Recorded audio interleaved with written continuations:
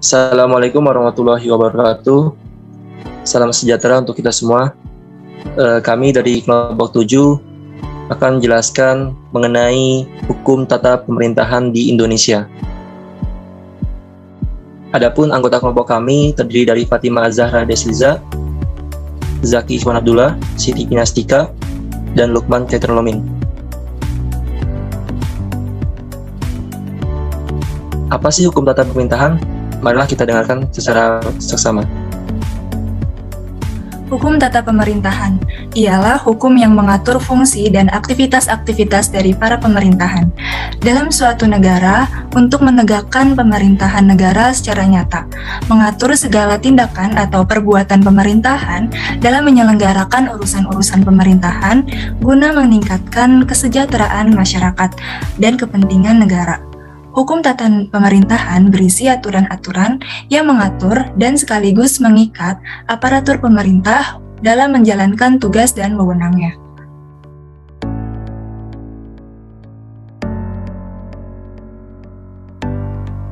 Setelah kita mengetahui bersama terkait hukum tata pemerintahan, selanjutnya akan kita bahas mengenai objek hukum tata pemerintahan. Marilah kita dengarkan secara seksama. Objek kajian dari hukum tata pemerintahan menurut Farid Ali, SH, itu dibagi menjadi dua pengertian, yakni yang pertama hukum tata pemerintahan heterogen, yakni keseluruhan aturan yang dibentuk oleh organisasi pemerintahan negara hingga organisasi pemerintahan daerah, yakni meliputi organisasi pemerintahan provinsi, kabupaten atau kota desa, dan kelurahan, melalui proses dan teknik tertentu. Dalam artian seluruh aturan hukum yang mengatur tentang organisasi pemerintahan negara. Hukum tata pemerintahan heterogen ini dalam kajiannya berada pada konteks tugas-tugas pemerintah berkaitan dengan akibat-akibat hukum yang ditimbulkan, termasuk di dalamnya dalam aspek hukum kehidupan organisasi pemerintahan, seperti organisasi pemerintahan dalam hal yang berhubungan dengan hukum lembaga-lembaga negara.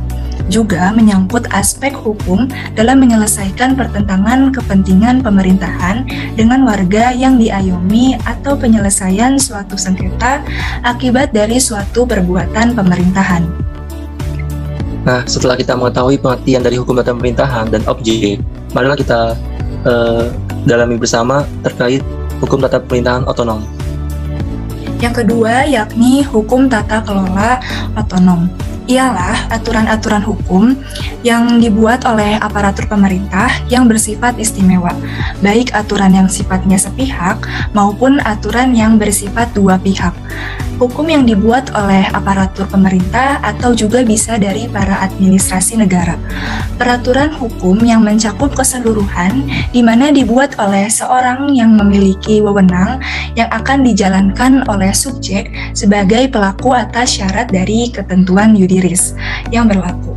Dibuatnya oleh para aparatur ini yakni bertujuan dalam rangka melaksanakan tugas seperti adanya peraturan presiden, peraturan menteri, peraturan gubernur, dan juga peraturan bupati atau wali kota.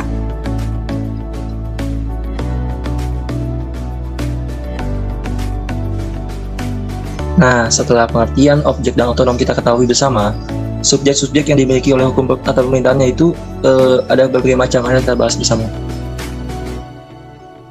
Subjek-subjek yang dimiliki oleh hukum tata pemerintahan yaitu yang pertama ada pegawai negeri, yang dimana pegawai negeri ini merupakan salah satu subjek dari hukum tata pemerintahan yang dimana mereka ini memiliki suatu tugas untuk mengatur hubungan antara hukum istimewa negara dan masyarakat, yang di dalam negara tersebut tentunya telah memiliki syarat dan juga adanya kewenangan.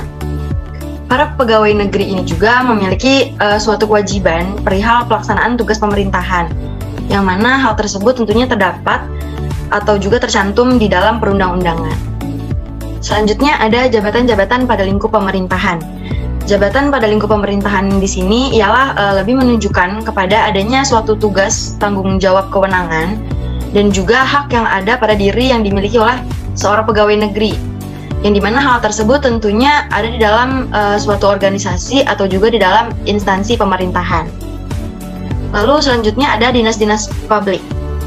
Dinas publik ini merupakan suatu kelompok organisasi pemerintahan yang mana mereka ini memiliki suatu pekerjaan khusus dalam tugas fungsional, dan mereka ini bersifat homogen. Dinas publik ini juga memiliki hak perihal penjalanan tugas-tugasnya atas nama negara, yang dimana kewajiban dari dinas publik ini ialah kewajiban perihal penyelenggaraan suatu tugas kenegaraan, atau juga bisa dibilang secara fungsional. Baik, selanjutnya jabatan publik. Jabatan publik merupakan kesatuan organisasi aparatur pemerintah yang terdiri atas beberapa bidang urusan pemerintah tertentu, baik itu secara paralel ataupun vertikal. Jabatan publik ini merupakan organisasi aparatur pemerintah yang melayani masyarakat. Organisasi ini atau jabatan publik ini memiliki tanggung jawab kepada seorang menteri, yang dimana tugasnya berhubungan langsung dengan kekayaan yang dimiliki oleh negara ataupun daerah. Nah, setelah jabatan publik, ada yang namanya BUMN dan BUMD, Badan Usaha Milik Negara dan Daerah. Ini memiliki kedudukan yang sama dengan jabatan publik atau dinas publik. Cuma bedanya, BUMN dan BUMD itu ada perbedaan pada tugas dalam melaksanakan kepentingan umum. Memiliki hak untuk melaksanakan segala sesuatu, dan hak tersebut melahirkan suatu kewajiban untuk BUMN dan BUMD di dalam pelaksanaan tugas kepentingan umum. Poin keempat, negara. Negara adalah sebuah organisasi yang berapa pada suatu wilayah dan memiliki kekuasaan tertinggi secara sah serta ditaati oleh masyarakat di dalam sebuah negara. Dapat disimpulkan sebagai kelompok sosial yang mendiami sebuah wilayah maupun daerah tertentu yang berada di bawah lembaga politik maupun pemerintah. Memiliki kesatuan politik, berdaulat yang memiliki tujuan nasional untuk dicapai oleh suatu wilayah tersebut. Negara mempunyai hak serta kewajiban yang tercatat dalam peraturan perundangan. Juga hak dan kewajiban negara ialah untuk melindungi, mengurus, serta mengatur warga negaranya, sedangkan kewajiban negara yaitu melaksanakan kepentingan umum.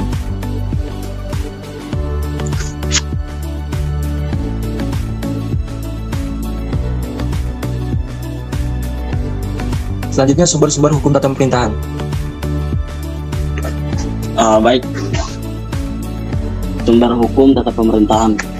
Sumber hukum tata pemerintahan merupakan sumber-sumber hukum dalam pengertian di mana isi dan bentuk aturan hukum itu berlaku dan ditaati secara umum. Berdasarkan pemikiran ini, maka sumber hukum dapat dibagi menjadi dua, yaitu yang pertama sumber hukum material dan yang kedua sumber hukum formil. Sumber hukum material adalah faktor-faktor masyarakat yang mempengaruhi pembentukan hukum, pengaruh terhadap pembuatan undang-undang, pengaruh terhadap keputusan hakim, dan sebagainya. Atau faktor-faktor yang mempengaruhi materi dari aturan hukum, atau juga tempat dari mana materi hukum itu diambil. Sumber-sumber hukum material yang terdiri dari 3 jenis, yaitu yang pertama sumber hukum historis, dan yang kedua sumber hukum sosiologis, yang ketiga sumber hukum filosofis. Sumber hukum historis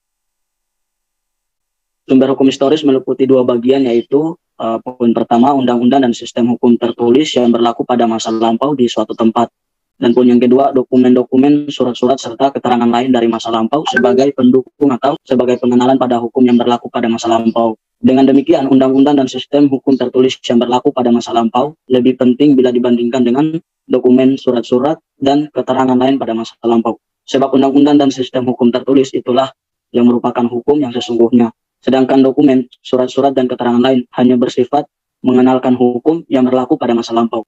Kemudian sumber hukum sosiologis. Sumber hukum sosiologis lebih menyoroti pada kenyataan-kenyataan yang ada dalam masyarakat. Dengan kata lain, secara sosiologis, sumber hukum sosiologis adalah faktor-faktor dalam masyarakat yang antara lain meliputi pandangan ekonomis, agamis, dan psikologis. Kemudian juga ada sumber hukum filosofis. Ada 2 faktor penting yang dapat menjadi sumber hukum secara filosofis. Poin yang pertama, karena hukum itu dimaksudkan antara lain karena menciptakan keadilan, maka hal-hal yang secara filosofis dianggap adil dijadikan pula sebagai sumber hukum material. Dan poin yang kedua, faktor-faktor yang mendorong orang tunduk pada hukum. Oleh karena hukum diciptakan untuk ditaati, maka seluruh faktor yang dapat mendukung seseorang taat pada hukum harus diperhatikan dalam pembuatan aturan-aturan hukum positif. Di antaranya adalah faktor kekuasaan, penguasa, dan kesadaran hukum masyarakat. Kemudian sumber hukum formil. Yang terakhir, sumber hukum formil ini yaitu sebagai bentuk aturan hukum yang ada atau yang sudah dibentuk melalui proses-proses tertentu sehingga sumber hukum tadi menjadi berlaku umum dan ditaati berlakunya oleh umum. Demikian, terima kasih. Waktu saya kembalikan. Sekian penjelasan dari kami mengenai hukum tata pemerintahan yang ada di Indonesia. Semoga penjelasan ini bisa bermanfaat untuk kita semua. Apabila terdapat penjelasan yang salah, mohon dikoreksi dan diberikan saran yang baik. Terima kasih. Wassalamualaikum warahmatullahi wabarakatuh.